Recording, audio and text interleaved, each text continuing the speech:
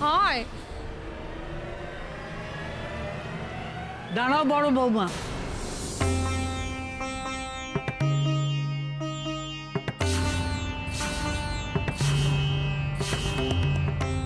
বিবেক আসার সঙ্গে সঙ্গেই তুমি তাকে বাড়ির ভেতরে নিয়ে যাচ্ছ, কিন্তু তুমি তো একদিন বলেছিলে বড় বৌমা যে অন্যায়ের গুরুত্ব যাচাই করে মাঝে মধ্যে সংসারের ডালপালাকে ছেঁটে ফেলতে হয়।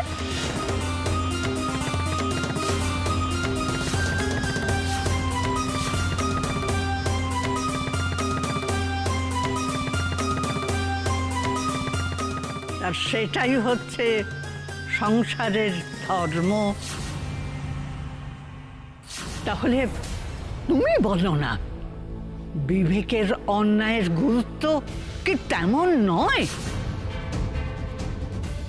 যাতে করে আমাদের সংসারের থেকে ওকে বাদ দেওয়া যায়, ছেঁটে ফেলা যায়?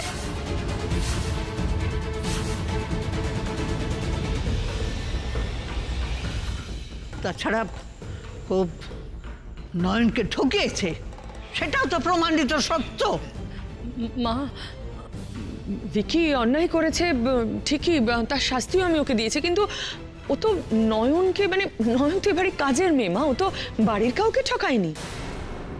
কিন্তু বাড়ির কাউকে ঠকাবে না ভবিষ্যতে, তার কোনো নিশ্চয়তা আছে?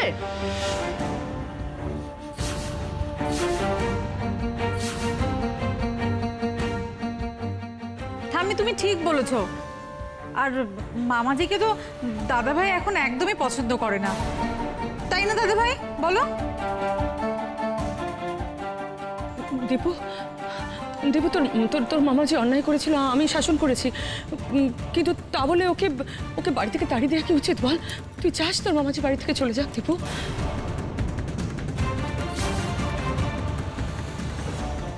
বাবা, এই তো দেখছি সবাই আমার এগেনস্টে কথা বলছে। এমন চলতে থাকলে তো সত্যি বাড়িতে থাকা মুশকিল হয়ে যাবে। না না না, কিছু একটা ব্যবস্থা করতে হবে আমাকে। আমি স্বার্থপরের মতো শুধু নিজের বাঁচার কথা ভাবতে পারবো না। বাড়ির সবাই যাতে ভালো থাকে, দীপ্তবাবু যাতে ভালো থাকে, এইটুকুই আমার চাওয়া।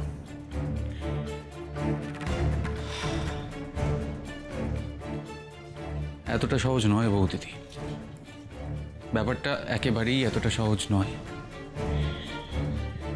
দেখো, আমি জানি দাদাভাইয়ের বিরুদ্ধে কে ষড়যন্ত্র করছে, কিন্তু আমি সেটা তোমাকে বলতে পারবো না। আর আমি এটাও জানি দাদাভাইকে যদি কেউ বাঁচাতে পারে সেটা হলে তুমি, আর একমাত্র তুমি।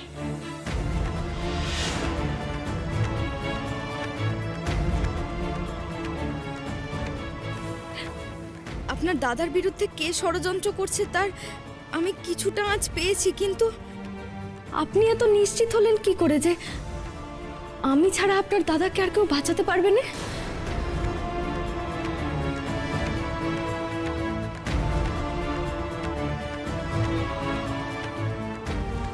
ও দিদি সত্যি সমস্ত বিপদ আগাম দেখতে পায়, অথচ নিজের বিপদ দেখতে পায় না। তোমায় মিথ্যে বলে আমাদের কি লাভ বাবা?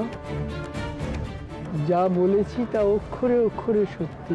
কি জানো তো, ঠাকুরের কৃপায় সব সম্ভব হয়। আমি জানি বৌদিদি, আমি জানি তুমি অন্যের বিপদ আগাম দেখতে পাও, কিন্তু আমি যে সেটা জানি সেই কথা তুমি নাই বা জানলে। কি হলো, চুপ করে আছেন কেন? বলুন না, এত কি ভাবছেন বলুন তো, বলুন না আপনি কি করে এত নিশ্চিত হলেন? এত নিশ্চিত কথাটা আমাকে বললেন কি করে বলুন? বৌদিদি, আমি আমার বিশ্বাস থেকে এই কথাগুলো বলেছি। আমার একটা কথার উত্তর দেবেন? হ্যাঁ বলো। আপনি যখন জানেন যে কে আপনার দাদার বিরুদ্ধে ষড়যন্ত্র করছে, তাহলে আপনি নিশ্চয়ই জানেন যে তারা কিভাবে ওনার ক্ষতি করতে চাইছে, তারা কি করতে চাইছে।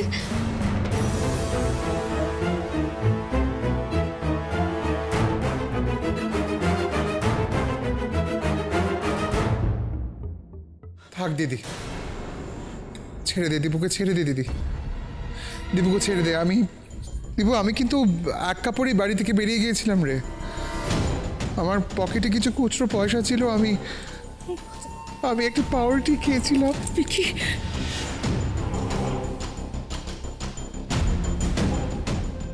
দিদি আমার বড্ড খিদে পেয়েছে, আমাকে একটু জল আর বিস্কুট দিবি, আমি খেয়ে বাড়ি থেকে চলে যাবো।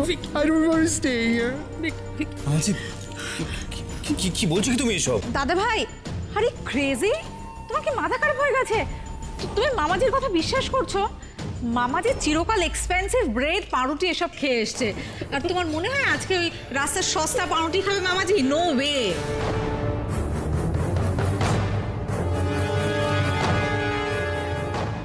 এটা মানবে কি মানবে না সেটা তোমাদের ব্যাপার অঙ্গনা। আমি একটা ব্যাপার বুঝে গেছি যে খিদের জ্বালা বড় ভয়ানক গো। তবে এটাও ঠিক যে এখন থেকে খিদে পেলে তো পেটে গামছা বেঁধে থাকতে হবে। আমি তো এই সংসারে বাড়তি, এখানে আমার কোনো টাইম নেই। আচ্ছা এসব কথাবার্তা থাক না মামাজি, তুমি এখানে বসো তো, বসো বসো, ওখানে বসো বলছি, বসো বসো না, বসো। এক্ষুনি কিছু খাবার নিয়ে এসে আমি ব্যবস্থা করছি, দাঁড়াও। কি করছিস কি? তুই তো সব জানিস। আমি এইসব কথাবার্তা পরে হবে, মানুষটা খিদে পেয়েছে, কিছু খেয়ে নিক তারপরে কথা বলতো। আচ্ছা কে আছো? তাড়াতাড়ি কিছু খাবার নিয়ে এসো তো। বলছি এক্ষুনি যাও, কিছু খাবার নিয়ে এসো, তাড়াতাড়ি যাও, তাড়াতাড়ি যাও।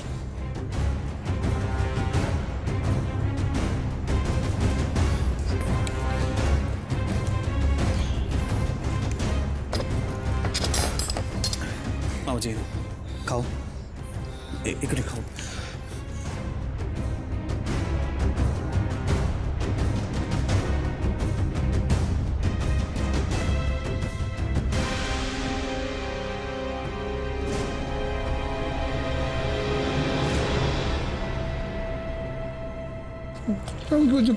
Thank you so much.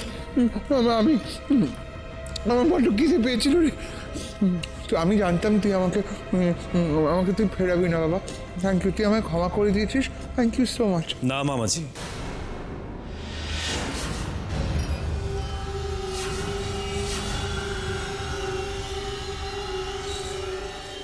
মামাজি তোমার খিদে পেয়েছিল, তুমি পেট ভরে খেয়ে নাও। তা বলে এটা ভেবো না যে আমি তোমাকে ক্ষমা করে দিয়েছি।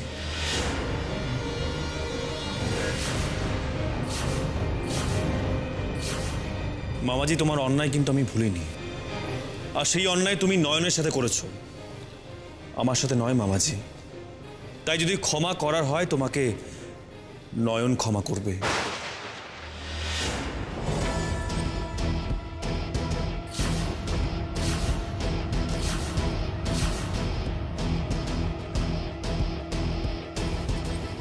আর ওর সিদ্ধান্তের উপর নির্ভর করবে তোমার এই বাড়িতে ঠাঁই হবে কি হবে না।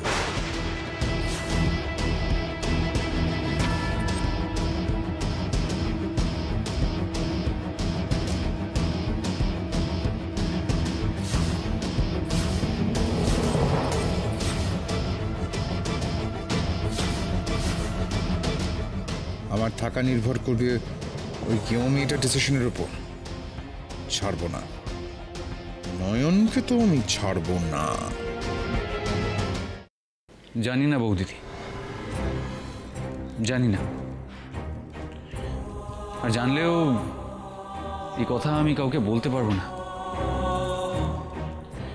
কারণ বৌদিদি তোমার আর দাদা ভাইয়ের প্রতি আমি যতটা দায়বদ্ধ, আমি যতটা তোমাদের ভালোবাসি, তোমাদের ভালো চাই, এই পরিবারের বাকি মানুষগুলোকেও আমি ততটাই ভালোবাসি, ততটাই ভালো চাই। তাদের ক্ষতি হোক আমি সেটা দেখতে পারবো না। আর এটা যে কি অদ্ভুত একটা টানা পড়েন সেটা আমি তোমাকে বলে বোঝাতে পারবো না, আমি কতটা অসহায়। এই সব কিছু নিজের মধ্যে লুকিয়ে রাখাটা যে কতটা কষ্টকর, কতটা কঠিন, সেটা আমি ছাড়া বোধহয় আর কেউ বুঝবে না। আর সেই জন্যই বোধহয় এই সব কিছু নিজের মধ্যে লুকিয়ে রাখতে আমি সব জায়গায় পালিয়ে পালিয়ে বেড়াই। যাবেন না, দাঁড়ান, বলে যান আপনি কি কি জানেন, বলে যান। আমায় যে দীপ্তবাবুকে বাঁচাতে হবে, দোহাই আপনার। বৌদিদি প্লিজ, প্লিজ এবার আমি তোমার কাছে হাত জোর করে বলছি, আমাকে কোনো প্রশ্ন করো না, আমি কোনো উত্তর দিতে পারবো না। শুধু এটুকু বলছি, প্লিজ এবার নিজের ভালোটা নিজে বোঝো। তোমার ভালো চাই, তাই জন্য এতগুলো কথা বলছি।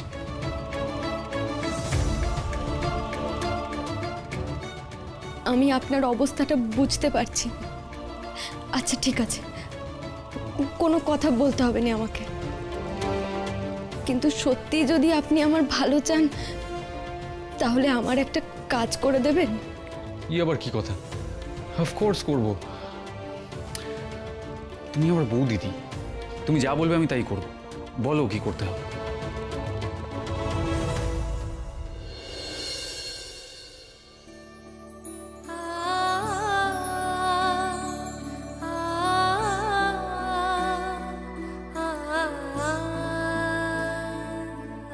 এই টাকাগুলো একটু আমার মায়ের কাছে পৌঁছে দেবেন। কাজের বউ হিসাবে এ আমার প্রথম মাসের মাইনে বড় সাহেব দিয়েছেন, কিন্তু আমি টাকা নিয়ে কি করব বলুন? মানে আরে আরে এতগুলো টাকা তুমি নিজের জন্য কিচ্ছু রাখবে না, সবটা দিয়ে দিচ্ছ? মাকে দেওয়া আর নিজের জন্য রাখার মধ্যে তফাৎ কি বলুন? আর মা এই টাকাগুলো পেলে আমার বোনের বিয়ের জন্য রাখতে পারবে। ওদের ভালোর জন্য তো আমি কখনো কিছু করতে পারিনি।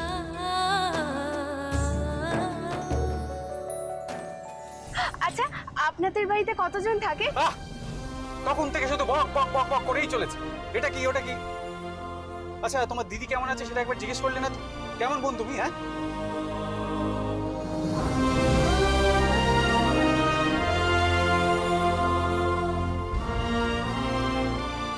বৌদিদি, তোমাকে যত দেখছি তত অবাক হয়ে যাচ্ছে। এমন মানুষ হয় যে বোন তোমার কথা একটুও ভাবে না, তার বিয়ের জন্য তুমি টাকা পাঠাচ্ছ। গ্রেট।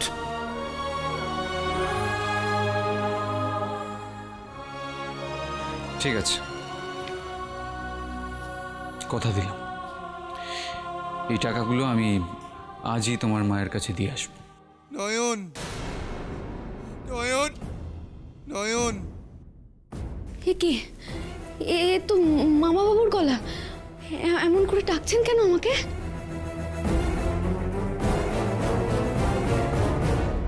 নয়ন, ভিকি, নয়ন, ভিকি না, না, ভিকি, না, ভিকি না, না তুই যাবি না, তুই যাবি না নয়নের কাছে, তুই যাবি না ভিকি। না দিদি, আমাকে নয়নের কাছে যেতে হবে। আমাকে ওর কাছে কি ক্ষমা চাইতে হবে, আমাকে বলতে হবে আমি যা যা করেছি দিদি, অন্যায় করেছি। তুই সরে যা দিদি, আমাকে নয়ন, নয়ন, নয়ন, আমাকে তুমি ক্ষমা করো নয়ন।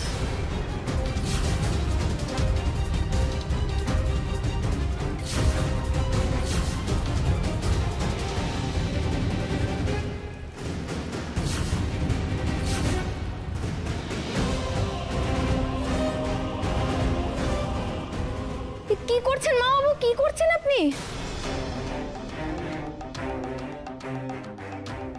What is this? মামু নয়নের পায়ের কাছে বসে পড়ল। দয়া করে উঠে পড়ুন, আপনি না আমার গুরুজন হন। এইভাবে ক্ষমা চেয়ে আমাকে লজ্জা দেবেন না, আমার পাপ বাড়াবেন না। মা বাবু উঠে পড়ুন। ভিকি যা শুরু করেছে, নয়ন নিশ্চয়ই ওকে ক্ষমা করে দেবে।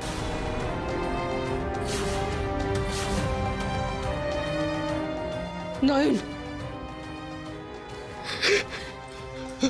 ভুলেও ওর ফাঁদে পা দিবি না, ক্ষমা করবি না তুই ওকে, কিছুতেই ক্ষমা করবি না। যদিও দীপু বলেছে যে যদি তুই ক্ষমা করিস তাহলেই একমাত্র ও এই বাড়িতে থাকতে পারবে। এ ভুল করিস না নয়ন, ক্ষমা করিস না ওকে।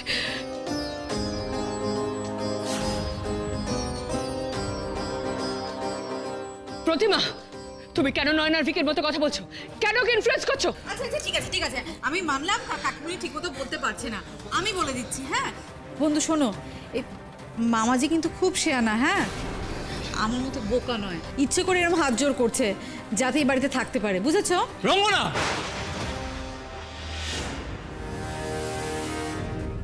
এদিকে আসো।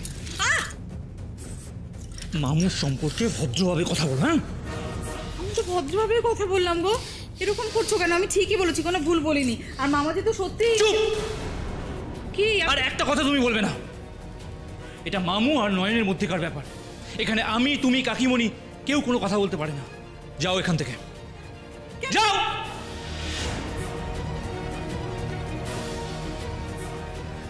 বড় বৌমার মুখ চেয়ে আমি তার বেশি কিছু বলতেও পারছি না। আমি বরং দাদুভাইকেই বোঝাই।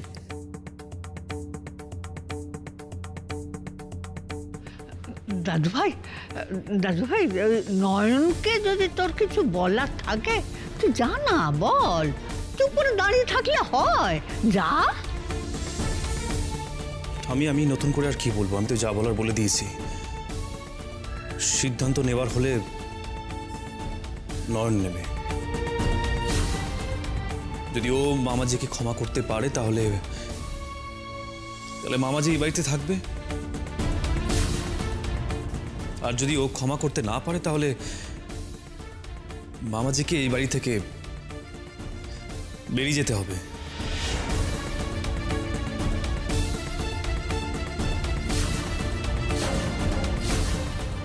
আমি এই বিষয়ে কিছু বলতে পারবো না। ইভেন এই বাড়ির কেউ এই বিষয়ে কোনো কথা বলবে না।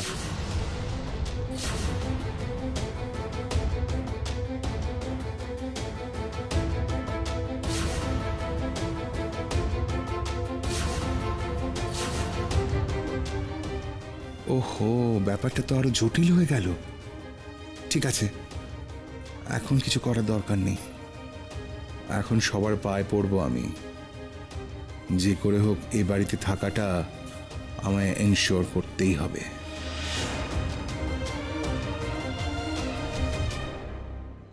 দীপু দীপু দীপু দীপু, আমায় তুই ক্ষমা কর বাবা। আমি যা করেছি, আমি অন্যায় করেছি, আমি মানছি, কিন্তু আমি তো তোর মুখের দিকে চেয়েই কাজগুলো করেছি। বল, আমি তোর ভালোর জন্য করেছি। দীপ, আমাকে প্লিজ তুই অন্তত একটু বোঝ। এভাবে দূরে সরিয়ে দিস না দীপ। তুই কি আমাকে একটু বুঝবি না বাবা? বুঝবো? মামাজি, তুমি কি একবার আমার কথাটা বুঝেছো? তোমাকে আমার মামাজি বলে জানতাম। বাবার সাথে পুজোর কেনাকাটি করতে গেলে মার পরে আমি তোমার জন্য জামা কাপড় কিনতাম। তোমার কি পছন্দ অপছন্দ, chocolate, perfume, everything. Even Paris থেকে ফেরার সময় আমি শুধুমাত্র তোমার কথা ভেবেছি মামাজি। কিন্তু তুমি যে এইভাবে কাউকে ঠকাতে পারো সেটা ভেবে আমার সত্যি বুকটা ফেটে যাচ্ছে। কই, তখন তো তুমি আমার কথা ভাবোনি। তাহলে আজ ভাগ্নে তোমার কথা কেন ভাববে? তোমার কথা কেন বুঝবে?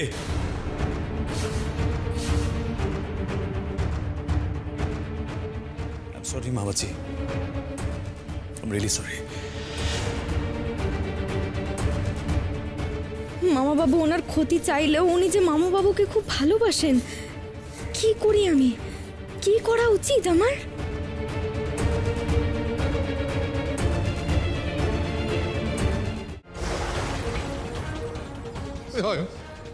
নয়ন, তুই আমাকে ক্ষমা করো প্লিজ, আমাকে ক্ষমা করো। তুমি যা বলবে আমি তাই করবো। আমি ঈশ্বরের নাম করে বলছি, তো আমাকে একবার ক্ষমা করে দাও প্লিজ। নয়ন, ভুলেও এই ফাঁদে পা দিবি না। কি কি অন্যায় করেছে ও তোর প্রতি, কত কষ্ট দিয়েছে ও তোকে, ভুলে যাস না নয়ন। আমি একদম না বুঝে করে ফেলেছি নয়ন। আমি তো দীপুর ভালো করতে গিয়ে তোমার সঙ্গে অন্যায় করেছি নয়ন, তোমার সঙ্গে অন্যায় করেছি।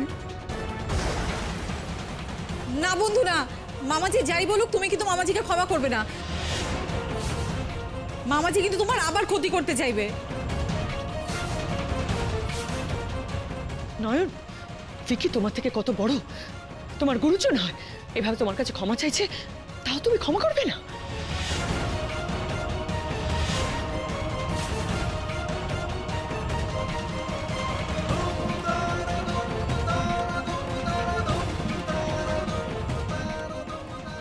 মামাজি এরকম একটা কাজ করতে পারবে আমি কখনো ভাবতে পারিনি।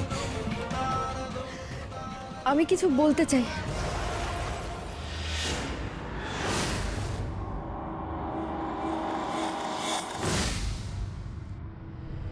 কি বলবে ও? আমায় কি তবে বেরিয়ে যেতে হবে? মামা বাবু, ভুল করলে ক্ষমা চাওয়ার মতো বড় শাস্তি আর কি আছে? আপনি আমার থেকে বড়, এভাবে হাত জোর করে ক্ষমা চেয়ে আমাকে লজ্জা দেবেন না। আপনি আপনি এখানেই থাকুন।